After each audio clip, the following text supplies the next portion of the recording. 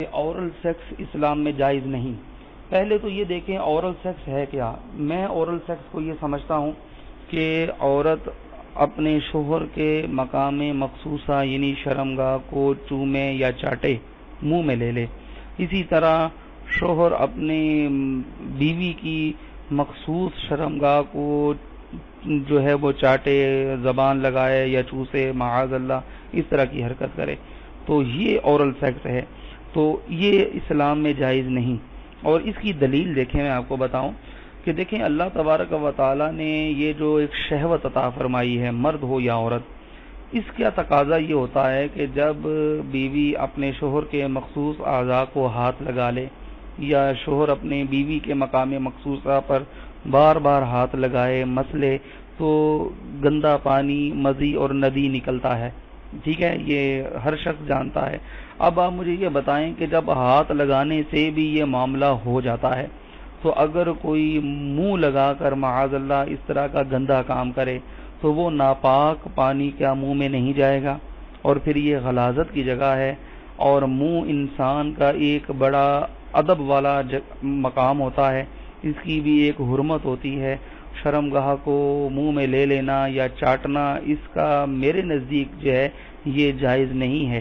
اور یہی وجہ ہے کہ میں ہر ایک کو یہی بتاتا ہوں کہ اسلام ایک دین فطرت ہے، فطرت کے تقاضوں میں یہ چیز نہیں آتی جس کو ہم اورل سیکس کہتے ہیں۔ اور اورل سیکس کیا ہے وہ میں نے آپ کو بتایا۔ اب کوئی اور کسی اور چیز کو اورل سیکس سمجھتا ہو تو میرے علم میں نہیں۔ رہی بات سعودیوں کی کہ وہاں کے علماء نے اس کو جائز قرار دیا ہے، تو سعودیوں کا جو حال ہے حضرت وہ تو سب جانتے ہیں۔ سعودی وہابی نجدی لوگوں کی نہ ہمیں مطلب ان کی خود ساختہ ان مسائل کو ہمیں اپنانے کی ضرورت ہے، نہ ہی ان کے ان طور طریقوں پر چلنے کی ضرورت ہے۔ ہم اورل سیکس کو کس طرح جائز قرار دے سکتے ہیں؟ دیکھیں میں یہ سمجھتا ہوں کہ ہاتھ لگانے میں حرج نہیں، ہاتھ سے اعضاء مخصوصہ کو سہلانے میں حرج نہیں، نظر کرنے میں حرج نہیں، لیکن منہ میں لے لینا یہ اللہ تعالیٰ کرم فرمائے اور اللہ معاف فرمائے، یہ کہاں مطلب یہ کیسے کوئی ثابت کر سکتا ہے؟ اگر ہیں تو آپ انہی سعودیوں سے پوچھیں کہ بھائی آپ کے پاس شرعی طور پر کیا دلیل ہے۔ میرے پاس جو دلیل تھی میں نے عرض کر دی آپ کو کہ شہوت کے تقاضوں کے تحت جو ناپاکی گندگی خارج ہوتی ہے وہ منہ میں جائے گی، اور پھر لازمی بات ہے کہ اس میں بہت سے دیگر خرافات اور سمجھیے کہ غلاظت والا یہ معاملہ ہوتا ہے، اور پھر آپ اس بات کو جانتے ہیں کہ آہستہ آہستہ پھر مزید مکروہانہ معاملات میں بندہ شامل ہو جاتا ہے۔ جب ایک چیز وہ کر رہا ہے یا اپنی بیوی سے کروا رہا ہے تو مزید پھر آگے سٹیپ بھی وہ لے گا، اور آگے والے سٹیپ نہ جانے پھر کیا ہوں گے۔ لہذا مطلب اس چیز کو سمجھا جائے کہ اورل سیکس جو ہے وہ جائز نہیں ہے۔ یہ بھی تھوڑا حیا کے خلاف مسئلہ ہے، لیکن آج کی نئی نوجوان نسل جو ہے اس میں بہت زیادہ مبتلا ہو رہی ہے، جس کو اورل سیکس کہا جاتا ہے۔ اور میں نے جیسے عرض کیا کہ شرعی مسائل میں چاہیے اور اس کو بیان کرنا یہ ہماری ذمہ داری ہے، تو یہ چیز بھی انگریزی فلموں سے اور فحش فلموں سے ہماری نئی نسل میں بہت تیزی سے سرایت کر رہی ہے، اور لوگ اس بارے میں علماء سے بہت زیادہ مسائل پوچھتے ہیں، خواتین بھی پوچھتی ہیں جو اس میں مبتلا ہیں۔ تو اس کا بھی مسئلہ یاد رکھیں کہ اللہ تعالیٰ نے حالت حیض میں زوجہ سے ہم بستری کو حرام قرار دیا کیونکہ اس میں گندگی ہے۔ باپ دیکھیں کہ وہ گندگی اس درجے کی نہیں ہے جتنی اورل سیکس میں گندگی ہوتی ہے۔ اگر اس میں ڈسچارج ہو جائے بندہ، انسان جو ہم بستری کرنے والا ہے زوجہ سے، وہ منہ میں ڈسچارج ہو جائے، تو آپ سوچیں کہ اللہ تعالیٰ شرمگاہ کو گندگی سے بچا رہے ہیں، جس کی وجہ سے حیض کی حالت میں ہم بستری کو حرام قرار دیا، تو منہ جس سے انسان کھانا کھاتا ہے، جس سے کلمہ پڑتا ہے، اور جو انسان کے جسم میں سب سے اشرف عضو ہے، سب سے زیادہ معزز اور مکرم عضو ہے، اس میں ایسی گندگی کو ڈالنا کہاں سے جائز ہو سکتا ہے، کہاں سے حلال ہو سکتا ہے؟ تو آج بعض متجدد قسم کے لوگ جو ہے نا اس کو حلال قرار دے رہے ہیں، تو یہ بالکل غلط ہے۔ تو یہ بات خوب ذہن میں رکھیں کہ اورل سیکس کے ذریعے اپنی خواہش کو پورا کرنا اس طور پر کہ ڈسچارج ہو جائے انسان عورت کے منہ میں، بیوی کے منہ میں، یہ بالکل حرام ہے، بالکل ناجائز ہے، کیونکہ منی ایک غلیظ اور ناپاک اور گندگی ہے، اور ناپاک اور نجس چیز ہے۔ بعض حضرات یہ کہتے ہیں کہ منی پاک ہے، مگر یاد رکھیں منی کے پاک ہونے کے دلائل مضبوط نہیں ہے، منی کے ناپاک ہونے کے دلائل بہت مضبوط ہیں۔ سب سے پہلی دلیل قرآن مجید میں آتا ہے الم نخلقکم من ماء مہین، ہم نے تمہیں غلیظ اور پلید پانی سے پیدا کیا ہے، ذلیل پانی سے پیدا کیا ہے۔ تو اس میں بھی اشارہ ہے کہ منی ناپاک چیز ہے. دوسری بات یہ کہ حدیث میں آتا ہے کہ کنت افرق المنی من ثوب رسول اللہ صلی اللہ علیہ وسلم ثم یصلی فیہ. حضرت عائشہ رضی اللہ تعالی عنہ فرماتی ہیں کہ رسول اللہ صلی اللہ علیہ وسلم کے کپڑوں پر اگر منی لگی ہوتی تھی, صحیح بخاری کی حدیث ہے, میں اس کو کھرچ کے صاف کرتی تھی, پھر آپ صلی اللہ علیہ وسلم اس میں نماز پڑھا کرتے تھے. اب بعض حضرات نے یہاں سے استدلال کیا ہے کہ منی اگر ناپاک ہوتی تو حضرت عائشہ اس کو دھوتی, کھرچ کے صاف کرنا اس کی علامت ہے کہ منی پاک ہے. لیکن یہ بات غلط ہے. اگر منی پاک ہوتی تو حضرت عائشہ کو کھرچنے کی ضرورت نہیں تھی. بات یہ ہے کہ وہ نجاست جس کا ایک باقاعدی جسم ہوتا ہے اور وہ کھرچ کے جسم سے یا کپڑوں سے الگ ہو سکتی ہے, تو اس نجاست کو پاک کرنے کا طریقہ یہ ہے کہ اس کو کھرچ دیا جائے. ناپاک تھی تبھی تو حضرت عائشہ رضی اللہ تعالی عنہ اس کو باقاعدہ کھرچ رہی ہیں اور دور کر رہی ہیں. اور گیلی منی کو نبی, یہ ثابت ہے کہ حضرت عائشہ رضی اللہ تعالی عنہ آپ صلی اللہ علیہ وسلم کے کپڑوں سے دھویا کرتی تھیں اور آپ صلی اللہ علیہ وسلم اس میں نماز پڑھا کرتے تھے. حضرت عمر رضی اللہ تعالی عنہ کے دور میں کسی شخص کو احتلام ہوا تو اس نے اپنے پورے جو ہے نا وہ کپڑے دھوئے, تو حضرت عمر نے اس کو منع کیا, فرمایا کہ اتنا کافی تھا کہ اس جگہ کو تم دھو لیتے. تو اس میں بھی حضرت عمر اس کو باقاعدہ دھونے کا حکم دے رہے ہیں. کسی بھی صحابی نے اعتراض نہیں کیا کہ یا امیر المومنین آپ ان کو دھونے کا حکم کیوں دے رہے ہیں, منی تو پاک ہے.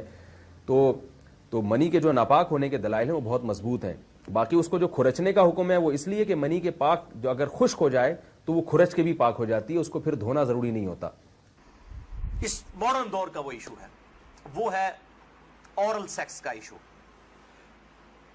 جس کی مختلف شکلیں جو ہیں وہ معاشرے کے اندر رائج ہیں. کچھ صحیح ہیں, کچھ غلط ہیں. اس میں بنیادی اصول آپ سمجھ لیجئے, اور وہ ہے سورۃ البقرہ کی آیت نمبر 187. اعوذ باللہ من الشیطان الرجیم, بسم اللہ الرحمن الرحیم. احل لکم لیلۃ الصیام الرفث الی نسائکم. حلال کر دیا ہے اللہ نے رمضان کی راتوں میں بھی تمہارا اپنی بیویوں کے ساتھ ازدواجی تعلق قائم کرنا. ہن لباس لکم, تمہاری بیویاں تمہارا لباس ہیں. وانتم لباس لہن, اور تم اپنی بیویوں کا لباس. اب یہ لباس میں نے جو پہنا ہوا ہے, اس لباس اور میرے جسم کا کوئی پردہ نہیں ہے.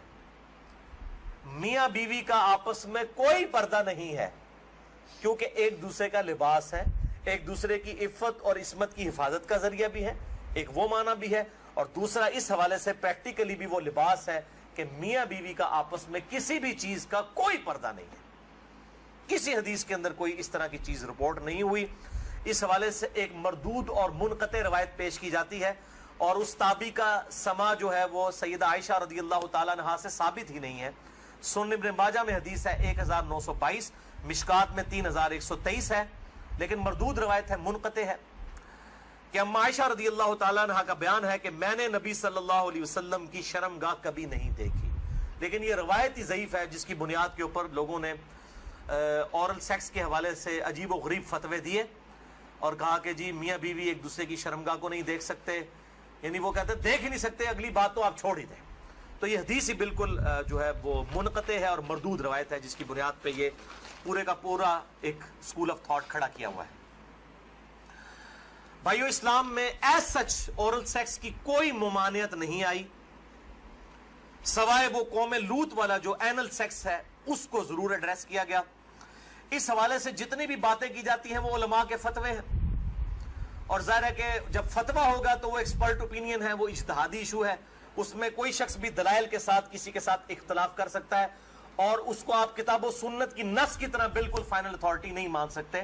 اس کے لیے دلائل دینے کی ضرورت ہوگی, زبانی کلامی نہیں کہ میرا دل نہیں مانتا, یہ چیزیں اس طریقے سے نہیں. بہرحال اورل سیکس کے حوالے سے میڈیکل ایشو ضرور ریزالو کرنا چاہیے, کیونکہ اس قرآن حکیم نے ہمیں دو ہی علوم بتائے ہیں, ایک ریویلڈ نالج جو وحی کا علم ہے, اور دوسرا acquired knowledge, the knowledge obtained through observations and experiments, science کا علم. ان دو میں سے اگر ایک علم بھی یہ چیز ویریفائی کر دے کہ اس طرح کا ایکٹ جو ہے صحت کے لیے نقصان دہ ہے, تو پھر اس کی اسلام میں اجازت نہیں ہوگی. مثال کے طور پر یہ جو یورینیم ہے, اگر آپ اس کو نیکڈ ہاتھ لگائیں گے تو سکن کینسر اس کی وجہ سے ہو سکتا ہے. یہ قرآن و حدیث میں نہیں موجود, لیکن سائنٹیفکلی پروف ہے. تو یہ اس کو پھر اس طریقے سے پریکٹس کیا جائے گا اور بچا جائے گا. اس حوالے سے میں نے گفتگو بھی کر دی ہے, مسئلہ نمبر 39, علم وحی اور علم سائنس کی اہمیت اور ان کا دائرہ کار, اہل سنت پاک .com پہ. بہرحال میں نے اشارتاً اب گفتگو کر دی ہے، عقل مند کے لیے اشارہ کافی ہے، اس میں مزید ڈیٹیل میں جانے کی ضرورت نہیں ہے.